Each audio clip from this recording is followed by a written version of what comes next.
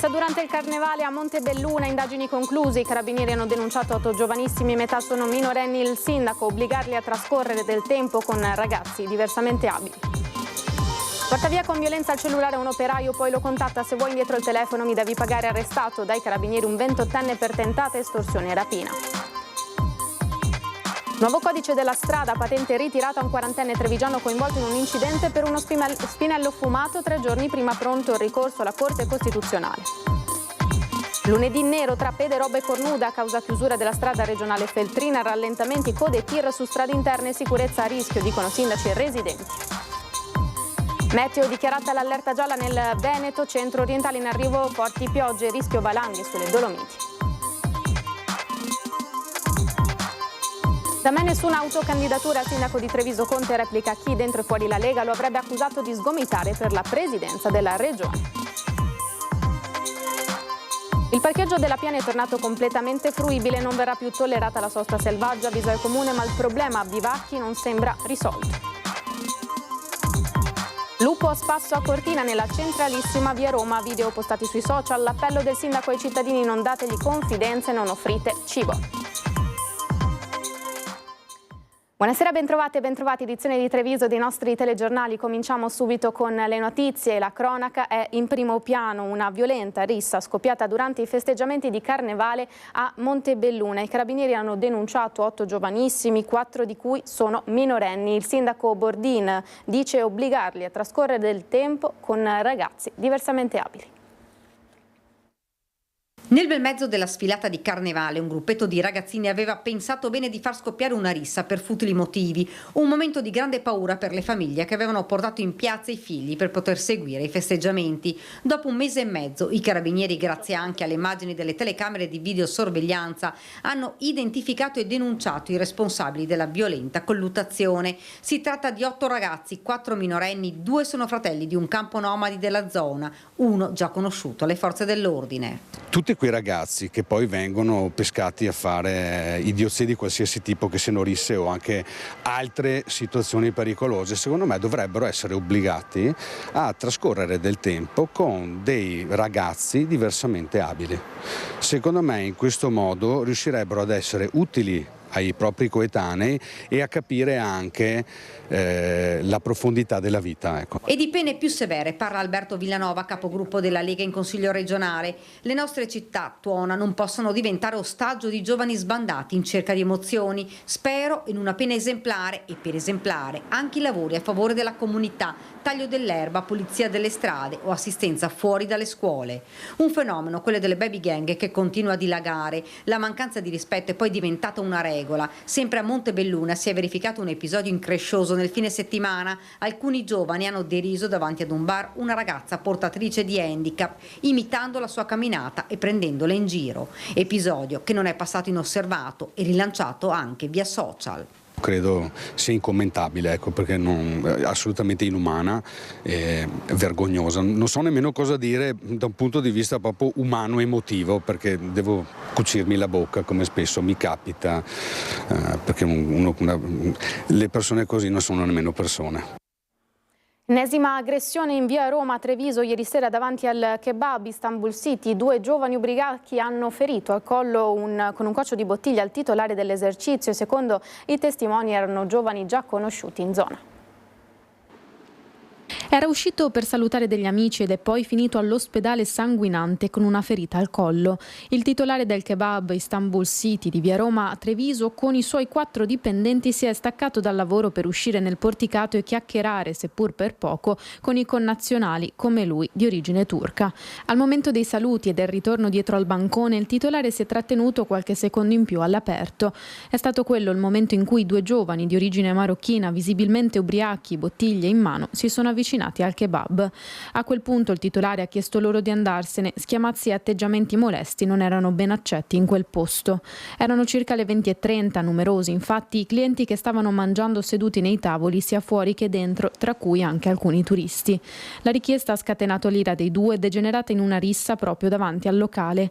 A prendere le difese del titolare è arrivato anche un dipendente, ma nulla è servito per evitare all'uomo un fendente al collo procurato scagliandogli addosso un coccio di bottiglia rotta. Subito sono stati avvisati i carabinieri e SUEM 118 intervenuto per soccorrere il ferito. Il titolare è stato trasportato in ospedale per le cure del caso. Visionati i filmati delle telecamere di videosorveglianza, i militari dell'Arma hanno deferito i 2 giovani per lesioni. Non il primo caso, secondo quanto testimoniato dai dipendenti del locale, sicuramente il primo di questa gravità. A quell'ora bar e locali della zona la domenica sono già chiusi, ma tra i commercianti c'è chi riferisce che la presenza di persone moleste e ubriache non è nuova nella zona. Torna quindi al centro il tema della sicurezza di Via Roma, nonostante il presidio fisso poco distante delle forze dell'ordine. Ancora la cronaca, gli strappa il cellulare, poi chiama la vittima, se vuoi indietro il telefono, allora mi devi portare dei soldi. Arrestato dai carabinieri un 28enne. Ha tentato di estorcere del denaro all'uomo a cui aveva sottratto con violenza il cellulare. Il grave episodio è avvenuto a Montebelluna il 12 aprile. In manetta è finito un 28enne senza fissa dimora con precedenti di polizia, arrestato in flagranza di reato. Si tratta di un marocchino, di un giovane marocchino che ha rapinato il cellulare a un soggetto che aveva conosciuto poco prima nell'ambito del punto SNAI di Montebelluna, e a seguito di quel furto, di quella rapina avvenuta, aveva chiesto la restituzione del cellulare previo pagamento di una somma di denaro. Se mi dai 70 euro te lo restituisco, così aveva detto lo straniero alla vittima, un 45enne operaio residente nel Bellunese. Era riuscito a mettersi in contatto con lui e a ricattarlo, ma l'uomo non ha atteso un attimo e si è rivolto ai carabinieri. Così all'appuntamento fissato dallo straniero in centro città si sono presentati anche i militari dell'Arma che hanno atteso la consegna del denaro, poi sono entrati in azione. L'arresto è stato convalidato, il cittadino marocchino rimarrà in carcere in attesa del processo. L'appello dei carabinieri. L'intervento delle forze dell'ordine è sempre risolutivo, è inutile dire che sottostare a questi comportamenti non fa altro che aggravare nell'ambito appunto sociale quello che è poi un fenomeno che invece potrebbe essere ridotto ai minimi termini con un intervento anche più incisivo da parte delle forze di polizia. Si è presentata all'esame di teoria della patente con tutto il necessario per ricevere suggerimenti dall'esterno. È stata denunciata una cittadina di origine indiane di 37 anni. Ancora una cittadina straniera scoperta a cercare di superare il test della patente ricevendo suggerimenti dall'esterno. Nei giorni scorsi la polizia ha denunciato una 37enne indiana, residente in provincia di Treviso, sorpresa all'esame di teoria con addosso un trasmettitore audio per auricolari, un trasmettitore dati per rete telefonica e un auricolare all'interno dell'orecchio destro introdotto così in profondità da dover richiedere l'intervento del medico per rimuoverlo. Attrezzature rilevate inizialmente attraverso il metal detector e poi ritrovate dagli agenti, allertati da un esaminatore della motorizzazione al momento della perquisizione. Cognizione fraudolenta e rivelazione illecita di comunicazioni, le accuse a carico della donna. Tutte le apparecchiature trovate addosso alla 37enne sono state poste sotto sequestro. Controlli antidroga per chi guida, ritiro o sospensione della patente per chi viene trovato positivo a una sostanza assunta anche giorni prima, una norma del nuovo codice della strada, e fioccano i ricorsi. Fuma uno spinello 3 giorni prima e al test antidroga, dopo un piccolo incidente, risulta positivo. Per l'automobilista è scattato il ritiro della patente. Ad un'altra persona è stata invece sospesa per un falso positivo legato all'uso di un farmaco. Per entrambi i legali hanno già presentato il ricorso alla Corte Costituzionale. È l'effetto della norma del nuovo disposto dell'articolo 187 del Codice della Strada, che punisce non solo la guida in condizioni alterate, ma la semplice assunzione, anche se avvenuta molti giorni prima. È altissimo il rischio di punire chi si trova ingiustamente non sotto l'effetto di sostanze droganti, ma essendo nel pieno controllo delle capacità, delle proprie abilità psicofisiche, possa aver assunto una dose personale a distanza di 10 giorni dal fatto.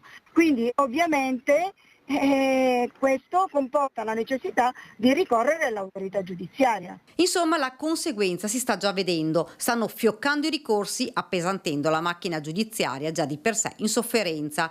Si tratta di una norma incostituzionale che va modificata, spiega l'avvocato Nava. È accaduto ad un suo assistito. L'uomo è rimasto coinvolto in un incidente dove la responsabilità del sinistro, fra l'altro, era proprio dell'altro conducente. Ma l'uomo è rimasto ferito ed una volta ricoverato in ospedale, gli esami hanno dato una falsa positività.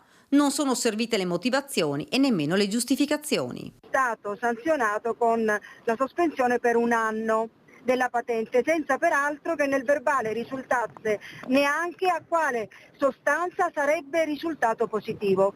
Quindi tutto molto generico ed è, secondo il mio assistito, una ingiustizia, in quanto lui assume dei farmaci che potrebbero aver comportato anche questa falsa positività. Lui probabilmente riotterrà la patente di guida, ma solo dopo una lunga e costosa trafila giudiziaria. Nuovo raid vandalico con svastiche nella notte a Covolo di Pederobba, dove caccia ai possibili autori, l'ultimo solo poco meno di un mese fa.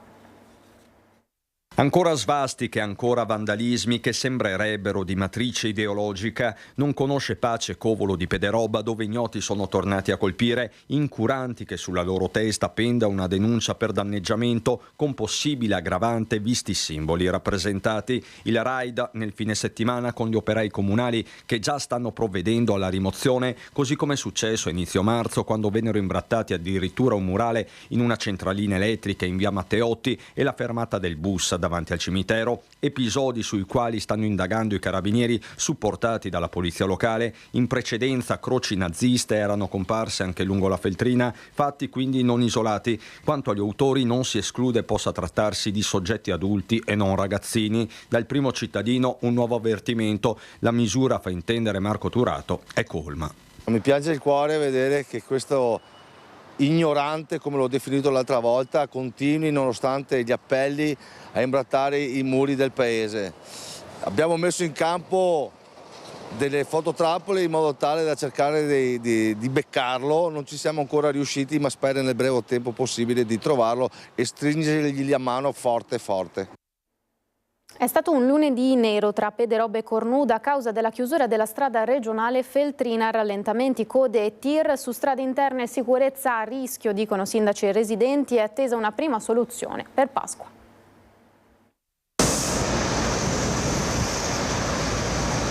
Molte persone vengono qua e si lamentano che c'è tanto traffico ai semafori, comunque c'è un bel po' di caos, insomma, sì, questo sicuramente. E anche l'altra sera per andare a Cornuda abbiamo fatto mezz'ora di colonna. Mi aspettavo di peggio, sinceramente, per adesso. Bisogna armarsi un po' di pazienza. Esatto, esatto. Era da anni, forse decenni, dai tempi della vecchia Feltrina, che sulle strade interne tra Pederobba e Cornuda non si vedeva così tanto traffico, auto ma soprattutto mezzi pesanti, deviazione obbligata vista la chiusura di un tratto di regionale dopo che venerdì un tir ha urtato le travi di un cavalcavia percorrendo la provinciale sottostante, così al semaforo di Cornuda. Adesso passano dei cambi, prima osservavo qua 2 tir attaccati, fanno anche una certa impressione se uno deve attraversare la strada o in bicicletta.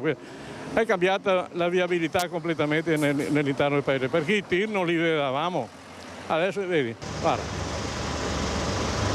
Questa mattina ho contattato Veneto Strade e mi hanno assicurato che entro domani mattina avranno una soluzione da presentarci sia dal punto di vista tecnico che come tempistiche, e speriamo che possa essere veramente riaperta entro Pasqua. Ci sono buone possibilità, ma per il momento attendiamo quello che ci dirà Veneto Strade e nel frattempo comunque invito tutti veramente a prestare molta attenzione. L'altro fronte a Onigo, dove è stato un lunedì tendente al nero, così come l'umore del sindaco. Non siamo preparati per sopportare un traffico simile, di conseguenza faccio un appello a Veneto Strade che intervenga nel minor tempo possibile. Piccoli incidenti sono già successi in altri paesi, mi auguro che la situazione venga risolta nel più breve tempo possibile, perché non vorrei mai che succedesse quello che non dovrebbe mai succedere. Pregare Dio che non succeda niente, perché vedete quanti camion passano.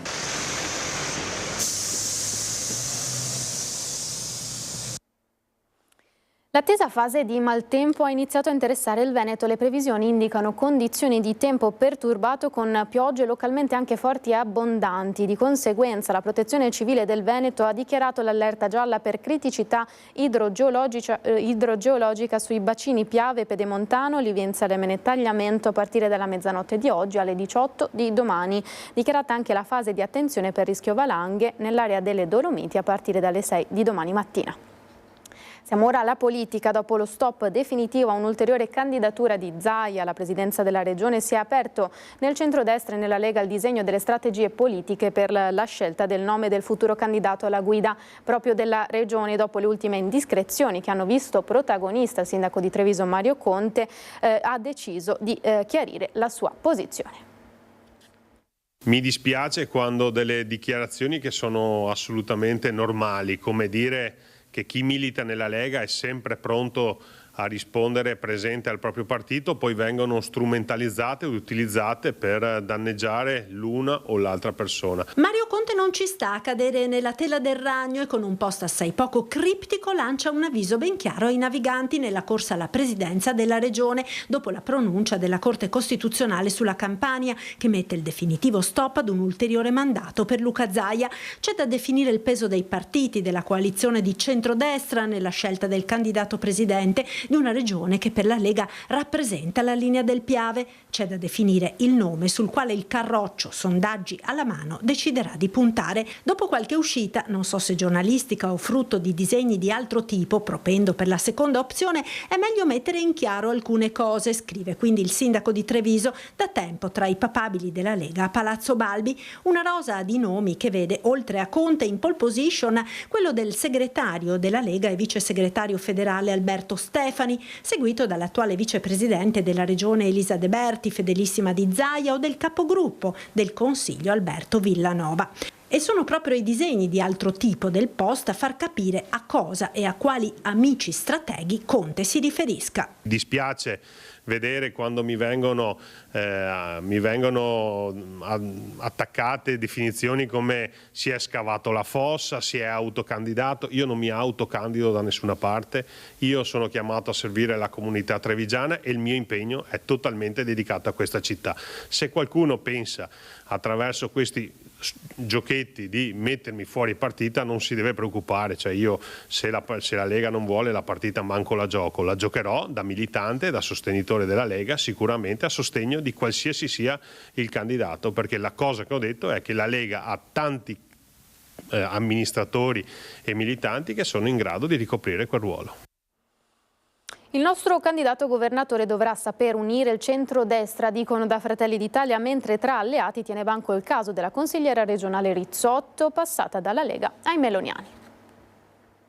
Chi ambisce a fare il governatore del Veneto, o meglio il candidato governatore di centrodestra, deve avere ovviamente in dote anche buoni rapporti con gli alleati, essere un punto di riferimento, riuscire a dialogare con tutti. Queste le caratteristiche del buon governatore di centrodestra per il meloniano Claudio Borgia, che non cita mai direttamente il sindaco leghista di Treviso Mario Conte, ma che così commenta le sue ultime dichiarazioni e il suo sfogo. Chiaro che le acque tra alleati restino agitate, soprattutto dopo gli addii eccellenti registrati in Casa Lega con i relativi passaggi in Fratelli d'Italia, l'ultimo quello della consigliera regionale Silvia Rizzotto, ex sindaca di Altivole, per la quale, assicura Borgia, non ci sarà nessun canale privilegiato. Chi entra non ha nessun posto al sole, come dire, già prenotato, nessuna garanzia, bisogna dimostrare all'interno di Fratelli d'Italia merito e soprattutto bisogna dimostrare di essere in questo caso donne di partito. Incassa con stile il capogruppo leghista in regione Alberto Villanova, che chiede a Rizzotto di fare un passo indietro dalla presidenza della Commissione Trasporti, richiesta analoga per l'altro transfuga Marco Andreoli, anche lui passato dalla Lega ai Fratelli d'Italia nel fine settimana e presidente della terza commissione. Non solo. Mi aspetto di parlare con il capogruppo Pavanetto di Fratelli d'Italia per capire come saranno i rapporti, come saranno le questioni aperte da qui a fine legislatura. Spero insomma che questi passaggi non vadano a inquinare quello che fino ad oggi è stato un ottimo rapporto. Il nostro gruppo fatto da Lega, lista Zaia, comunque la maggioranza assoluta in Consiglio nonostante queste perdite. Una sorta di avviso ai naviganti, quello di Villanova, ma i meloniani sembrano non arretrare. Non c'è nessuna campagna acquisti, ci sono delle persone che hanno deciso di venire in Fratelli d'Italia. Ci saranno altre new entry prossimamente, Borgia si può sbilanciare? Chi vivrà vedrà. Siamo invece ai temi cittadini. Adesso, con l'apertura questa mattina del mezzanino, il parcheggio della Piani è stato completamente riaperto. Il parcheggio a piani è stato aperto circa 3 settimane fa, il livello -1, anche se ad oggi non è molto utilizzato, e oggi è stato aperto come programmato il parcheggio al mezzanino. Chiuso dallo scorso novembre perché è diventato area di bivacco di migranti, il parcheggio della Piani con l'apertura del mezzanino è ora interamente fruibile, un'area di sosta indispensabile per questa zona della città dove da mesi era diventata ormai un'impresa trovare un posto per parcheggiare l'auto con relativa sosta selvaggia in ogni angolo libero dell'intero quartiere. Sosta selvaggia che non sarà più tollerata, avvisa il comune, a fronte di vetture anche oggi parcheggiate ovunque, mentre il piano interrato del parco era praticamente vuoto. Forse molti non erano ancora al corrente della riapertura, ma ora si cambierà registro e cominceranno a fioccare le multe. Più complessa pare invece la situazione sul fronte bivacchi, visto che negli ultimi giorni sono riapparsi i giacigli di fortuna ed i cestini dell'immondizia sono stracolmi di rifiuti che testimoniano la presenza stabile di persone che qui ci abitano. Ci sono le cancellate e le grate per impedire l'accesso alle aree che venivano utilizzate come ricovero per i giacigli dei migranti, ma evidentemente anche la semplice tettoia del parcometro offre un riparo sufficiente ad accogliere i pochi averi di queste persone. Il sindaco si rivolge a questore e prefetto chiedendo collaborazione per la gestione degli arrivi dei migranti che spesso bivaccano alla Piani proprio perché lì c'è l'ufficio immigrazione. Nuova rete idrica e fognaria di Treviso, i cantieri saranno ultimati entro la fine del 2025, questa mattina a Cassugana al punto sui cantieri di ATS.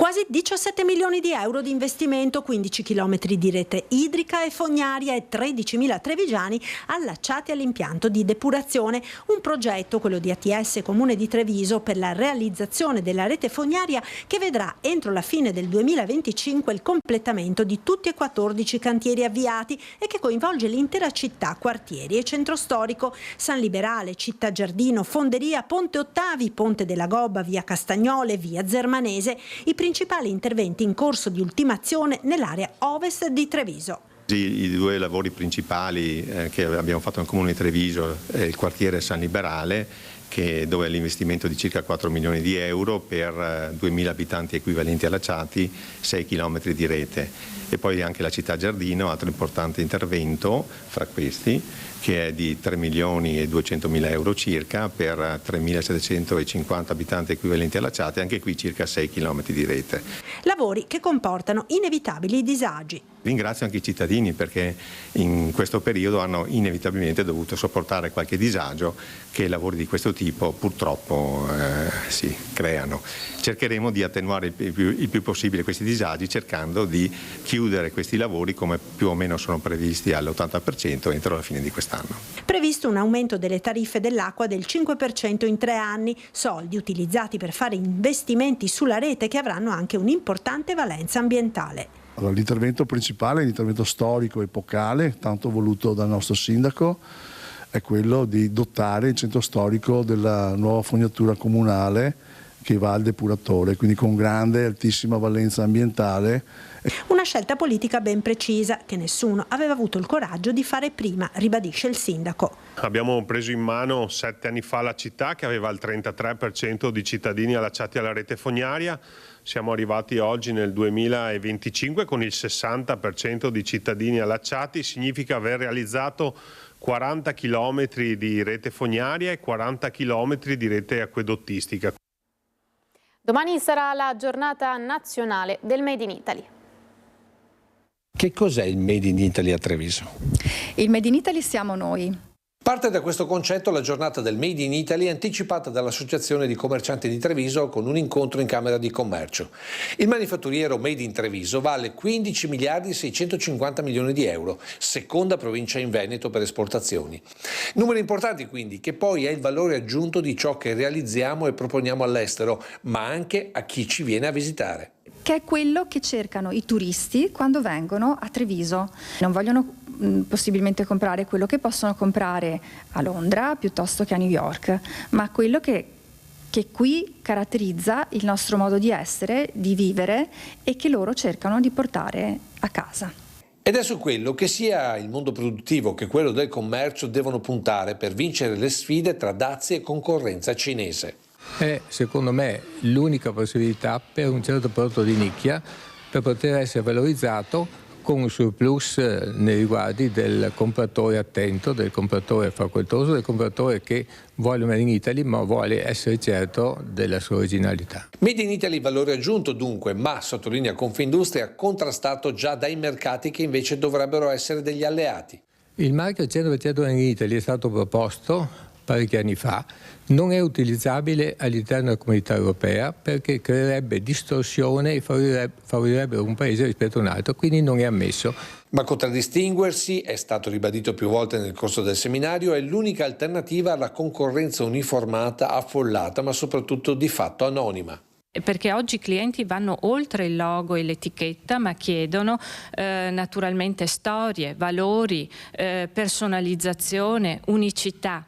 Esattamente il contrario, secondo Federmoda, dell'uniformità generalmente presente nei centri commerciali. I centri commerciali fanno il loro e noi chiediamo certamente un ridimensionamento perché nel Veneto vantano una distribuzione molto elevata, più di un Piemonte, di una Toscana, di un'Emilia Romagna e quindi puntiamo sulle nostre città.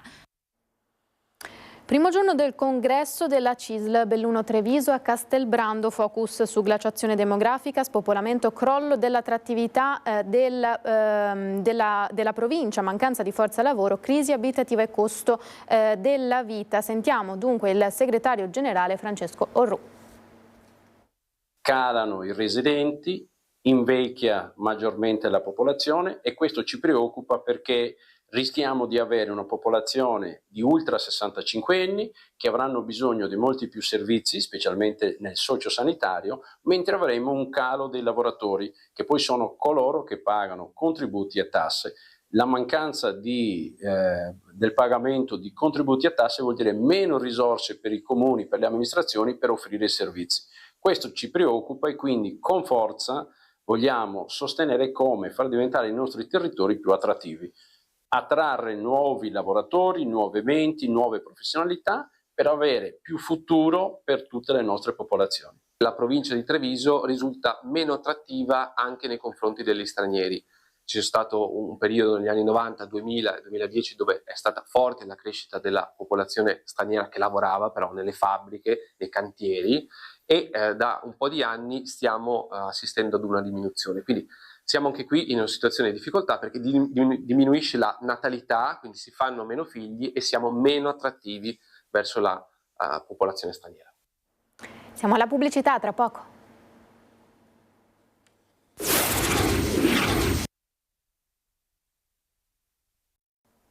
Tornati in diretta, proseguiamo con le notizie. Assemblea dei soci della latteria Soligo, situazione in positivo malgrado la difficile situazione internazionale, sembrano non preoccupare i dazi.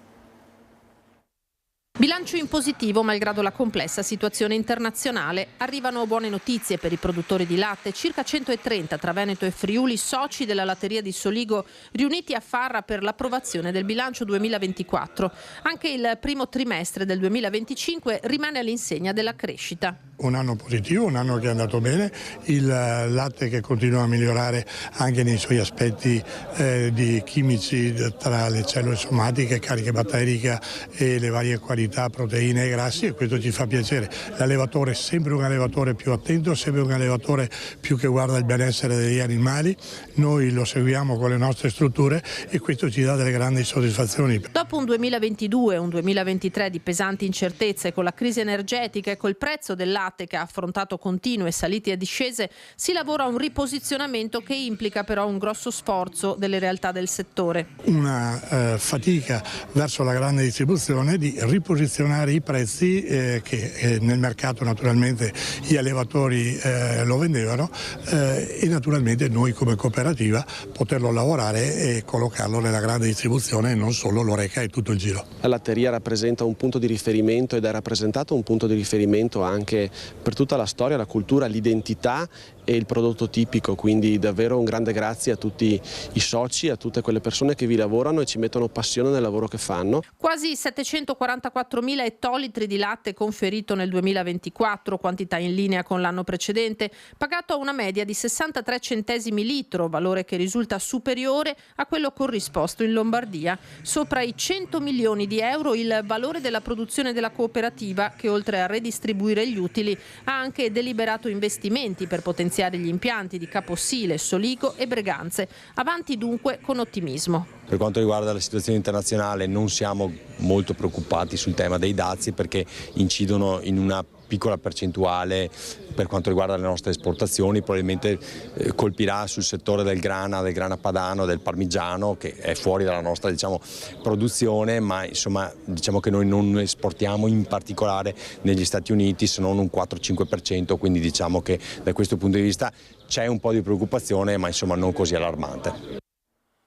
Domenica delle Palme anche a Corbanese di Tarzo, dove la pioggia non ha consentito lo svolgimento della tradizionale processione che apre la settimana santa. La chiesa ha visto comunque la presenza di diversi fedeli alla presenza del Don Francesco Cerruti al parroco e al coro parrocchiale che ha animato la celebrazione. E siamo a Vittorio Veneto, un'esplosione di profumi e colori che si è trasformata ieri pomeriggio in un giardino a cielo aperto con la 41esima edizione della Città del Fiore, un evento atteso dalla comunità organizzato dalla Proloco con il patrocinio del comune, presenti oltre una trentina di aziende del settore vivaistico, della floricoltura e del giardinaggio, oltre ad associazioni legate ai temi della natura e della sostenibilità. E siamo ora alle notizie dal Bellunese.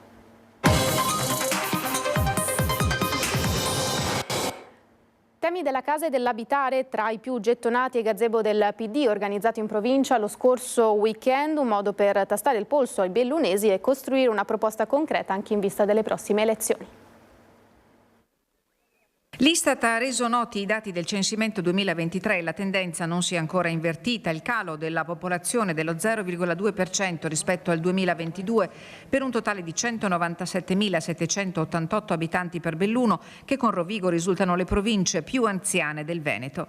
Quello della casa è il problema emergente della provincia di Belluno, che arranca perciò fra spopolamento e declino demografico. I cittadini l'hanno segnalato ai gazebo che il PD ha lanciato come iniziativa per costruire un piano partendo dal basso. Non si trovano soluzioni abitative, e quando tu non hai una soluzione abitativa hai difficilmente i servizi e le persone che ci stanno poi a rendere le città vive. Quindi questo è un problema che stiamo prendendo in considerazione, che avremo una proposta molto più concreta nel prossimo periodo. Tra i servizi, le carenze denunciate dai cittadini sono quelle legate alla scarsità di posti negli asili nido. Il comune di Belluno, per esempio, ha pochissimi posti pubblici all'asilo comunale. Se noi andiamo a vedere il dato della copertura che anche l'assessore Olivotto ha dichiarato qualche settimana fa, del 36%, questo comprende anche i dati sui servizi paritari e privati. Quando tu non hai un posto all'asilo nido significa che tu non hai una persona che va a lavorare. Questa persona tendenzialmente è una donna, quindi questo è già uno strumento di disparità che il comune e il pubblico dovrebbe intercettare e provare a cambiare. A Belluno città particolarmente sentito il problema legato al progettato supermercato, il nono in 3 chilometri a Baldenic, nell'area ex Agip. Abbiamo assistito in questi mesi a dei balletti veramente indecenti e probabilmente assisteremo a qualcosa di molto simile anche in futuro, perché è una tema dove la maggioranza appare praticamente spaccata e divisa. Noi dal nostro punto di vista abbiamo lanciato un messaggio chiaro, le persone hanno lanciato un messaggio chiaro con una mobilitazione nelle scorse settimane, ora il pubblico deve fare il pubblico e la cosa più importante è che lì in questa area venga valorizzata nell'interesse dei bellunesi e della città di Belluno. Lupo a spasso a Cortina, nella centrale via Roma, immortalato dalla fotocamera di una cittadina davanti al ristorante della pizzeria Vienna. I 2 video sono stati postati su Facebook e, men che non si dica, sono stati condivisi da centinaia di utenti. Sorpresa e un po' di timore per la giovane donna che ha detto di essere salita in auto molto velocemente. Il sindaco Lorenzi ha avvisato la polizia provinciale che sta effettuando un censimento nel bellunese. In un avviso rivolto alla cittadinanza, il sindaco chiede di non mostrarsi confidenti e soprattutto di non dar da mangiare al lupo, se no, dice, rischiamo di replicare quanto sta già accadendo con cervi anziché stare nel bosco. Sentono forte richiamo del paese. Ed è stato firmato a Feltre il patto di comunità nell'ambito del progetto Educa al Futuro. Un cammino stimolante per incontrare le esigenze del mondo giovanile, che sono davvero molte. I dati delle ultime statistiche regionali evidenziano una situazione di complessità non solo con riferimento a fenomeni come quello della dispersione scolastica, ma anche riguardo ai bisogni cognitivi, in particolare dei bambini nella prima fase della vita scolastica. Lo strumento del patto di comunità sottoscritto a Feltre va in questa direzione, sulla scorta dei risultati del progetto Educa il futuro, selezionato nell'ambito del Fondo per il contrasto della povertà educativa minorile. È emersa la difficoltà di trovare degli spazi aggregativi in cui i ragazzi possano fare delle attività anche in autonomia. Nella preadolescenza il bisogno di avere degli spazi per sé, ma che vengano comunque in qualche modo supervisionati anche da degli adulti, è uno dei temi che è emerso trasversalmente in vari comuni e in vari territori. E poi la costruzione delle relazioni anche attraverso laboratori educativi supervisionati dagli adulti. Al patto di comunità hanno aderito 35 soggetti pubblici e privati impegnati a dare vita a una comunità educante territoriale. Le aspettative sono quelle ovviamente di riuscire a dare delle risposte a quelle che sono le esigenze. Emergono circostanze e fatti che portano a considerare la necessità di un impegno sempre più profondo, sempre più marcato a favore dei ragazzi. Al progetto partecipano i comuni di Feltre, Sedico, Borgo Valbelluna, Pedavena e Fonzaso, l'Istituto Comprensivo di Feltre, molte associazioni e servizi educativi, associazioni sportive e di promozione sociale. Il patto rimarrà aperto a tutti i soggetti che volessero aderirvi anche nei prossimi anni, con l'intento di rendere la rete sempre più ampia e consolidata, in modo particolare nella Valbelluna. Siamo allo sport. Allo stadio del ghiaccio di Cortina ha preso via il campionato mondiale juniores di curling test event in vista dei Giochi Olimpici e Paralimpici del 2026. L'evento è organizzato da Fondazione Milano Cortina. Protagoniste saranno le migliori squadre maschili e femminile del ranking internazionale. Il campionato si concluderà lunedì prossimo, il 21 aprile. Per questa edizione è tutto, grazie per essere stati in nostra compagnia. Subito dopo la sigla al meteo, a tutti l'augurio di una buona serata. Arrivederci.